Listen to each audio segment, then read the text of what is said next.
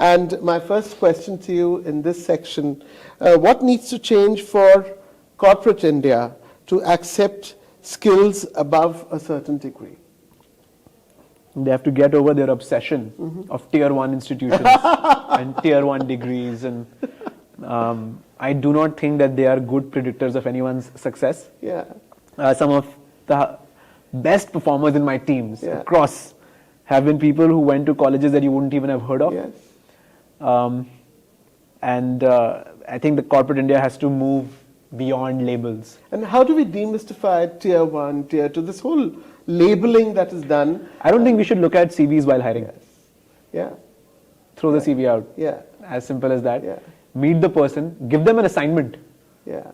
Which simulates what will be required of them in their job. Yes. And then hire completely on the basis of that work product.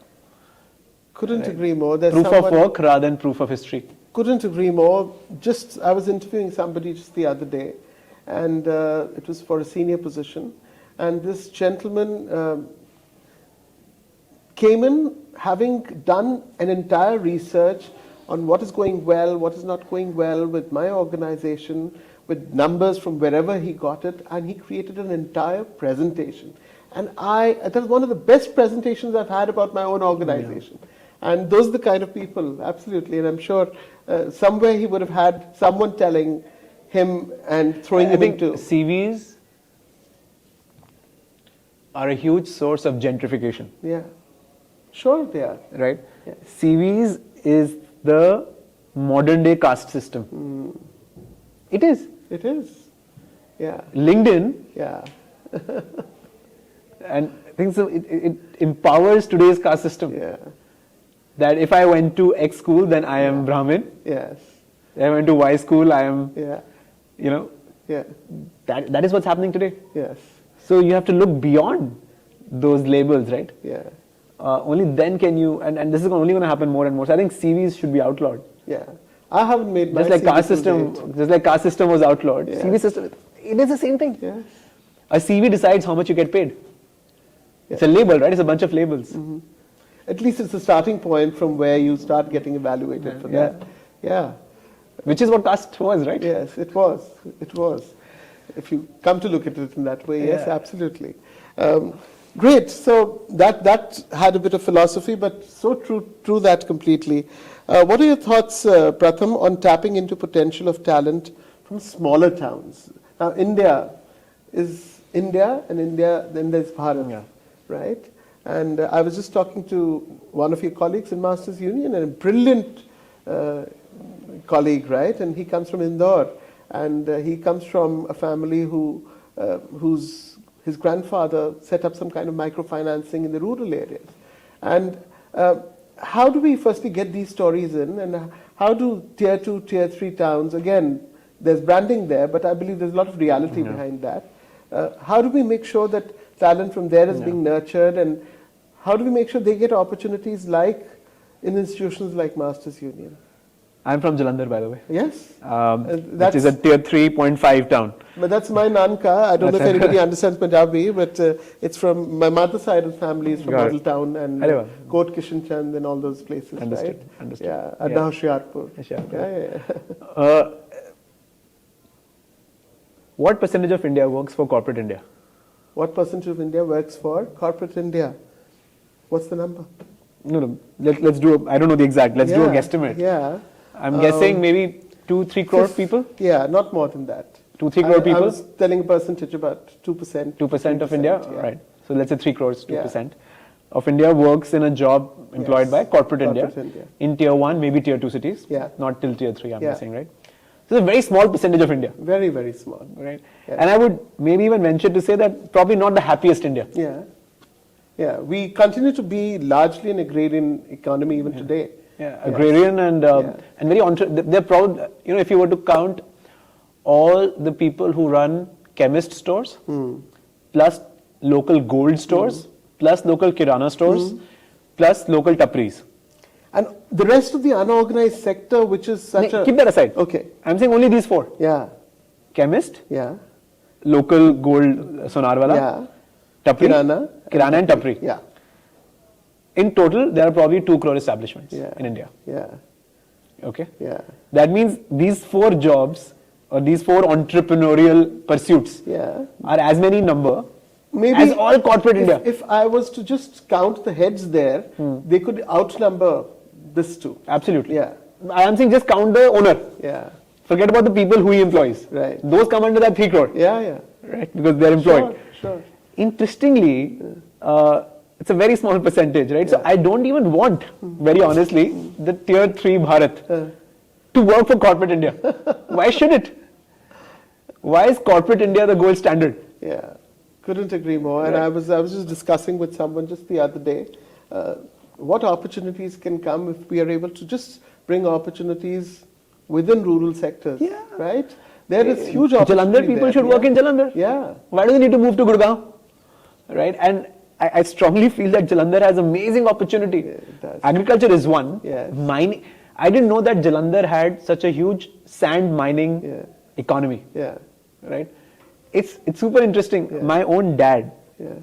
and his brothers, they as they were growing up, they were working in a mithai ki dukan. I feel they learned more about business by working in that mithai ki dukan that my granddad used to run Oh, yes. than any IM could have ever given to them. Yeah, again, the book of accounts, managing customers, Hustle, managing supply, hustle. And managing real customers, Real not customers, yeah. case study customers. Right? Managing the real government, Sure. not what is written on paper. Couldn't agree more. Right? Suddenly, when the bulldozer comes in the front and is breaking your entire shop in front of you, what do you do? What do you do? How do you manage How that? do you manage that? Yeah. All of that. So, tier 3 India has enough opportunities in tier 3. I don't think they should come to Masters Union.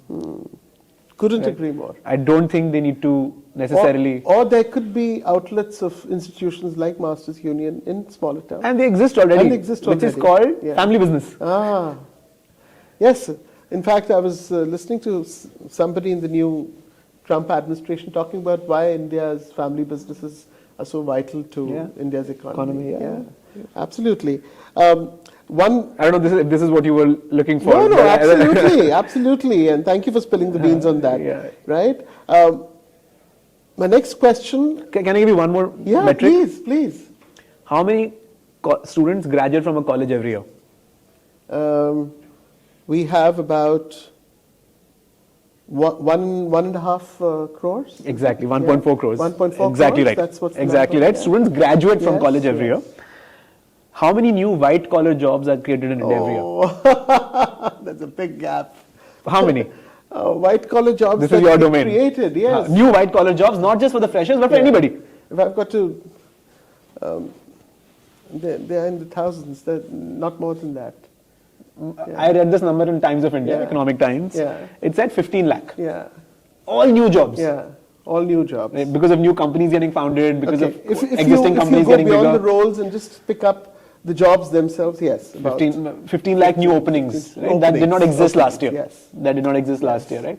So that means even if all of our students are very well trained, Yeah, even if they are fully skilled, yeah, we say they are not skilled right now, Yeah. right? I'm saying skill them. yeah, Assume that every university in India is a Harvard, yeah, and it skills our people perfectly. yeah, Even then, 1 crore 35 lakh kids yeah.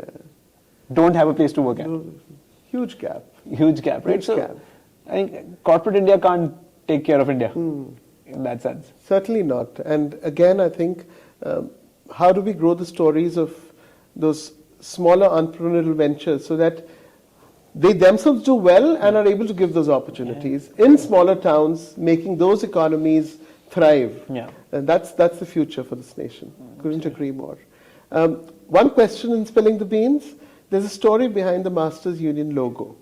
Could you tell me that? Yeah. The logo is nothing but a scratch. Yeah. And the scratch keeps changing. And the reason we made that is because we really feel that every new idea starts by scratching out the old idea. Yeah. Every iteration requires you to scratch out the previous iteration. And I think scratch it denotes restart. Yeah. And it denotes iteration, it denotes Clean the whiteboard. clean the white. restart. Yeah. It means so much to me. Change is constant. Change is constant. Yeah. Stay relevant. Yeah. Yeah. That's the only, Yeah. Those are the words many of us I try and met tell our colleagues. I was very lucky enough and very privileged to see the Prime Minister from far. Yeah. And he was talking about how he was designing the Skill India logo. Yeah. Yeah. Okay. And if you know, the Skill India logo has a computer. Yeah, it does. Right? Yes. And he's like, I was looking at it. And he's like, there's a computer that does not get used anymore. It's a very old. Yeah. So I have to redraw a new logo for Skill India for most. Yes. So he was trying to be funny, and it just made so much sense to me. Yeah. Yeah. He's a brilliant guy, though. I'm quite a fan, of course. Yeah. What as an entrepreneur are you most proud of in the Masters Union story? A student? Your student, yeah. I think lots of them. I can tell you 3 stories, maybe. Please. All right. You want to listen to this? The first story is of a couple, a husband-wife duo, who met at Masters Union for the first time. They started a very interesting company where they were trying to help people order better on Zomato and Swiggy. They built this platform which will tell you exactly what you should order today because you spend a lot of time thinking about what you want to order, right? So it's a very problem. They failed at that. They built something, but then Zomato changed their APIs and then they couldn't. They were built an algorithm to be able to. But they, because they were so dependent on them, they actually failed a couple of times. Sure. But then they kept at it. The husband actually got a job at Zerodha. But they still kept at it. And now, together, husband and wife, they started another company where I think the wife has started and the husband is helping her in e-commerce, and they're selling ethnic Indian clothing. The reason I really find them inspiring is, is that उनको काफी फटके लगे बीच में, right? And sometimes they got a really nice job offer, and then sometimes this happened and that happened. They've gone through ups and downs and this and that. But eventually, when they got married, I got their card and it had the name of their website under it, and I was like, "This is awesome." Lovely. I think that's a very cool story. There's another very interesting story about these 2 students, Shaurya Deep and I'm forgetting the other one's name. And what no worries, he still loves you. No. And they've started this gaming company that rewards loyalty points to games across studios. They used to run a software company before. They actually sold that company, and they had the confidence to come back, not the confidence, sorry, the humility to come back to school after having an exit. Yeah. And then restarting a company from scratch. Wow. Not a lot of people would be able to do that. Yeah, glass half full. I really respect them for that. Yes. Now, I have another very interesting story of Mayuresh and Ishita. They've built this chips and dips company. Chips and dips. Chips and dips company called Eat Atlas. And they have these dips that they have curated from all over the world. So today, if you feel Italian, you can go for an Italian dip. If you feel Greek, you go for a Greek dip. It's very interesting. Again, it's like all cuisines in one box. They're doing a really good job as well. Completely bootstrapped, but doing it really well. There's another AI company that 2 of my students have started. So, you have examples in every industry, and they never stop to amaze you, right? Every time I get an update from them, it's something I could have never expected to come out of my students in just the year 1 of their graduation. I can actually, your feeling of pride is so palpable, and it's absolutely amazing. I think it is students like this that will make all this change happen in our nation and in our talent landscape too, going forward in the way it is perceived. Thank you so much, Pratham. That was Spilling the Beans, our segment 2.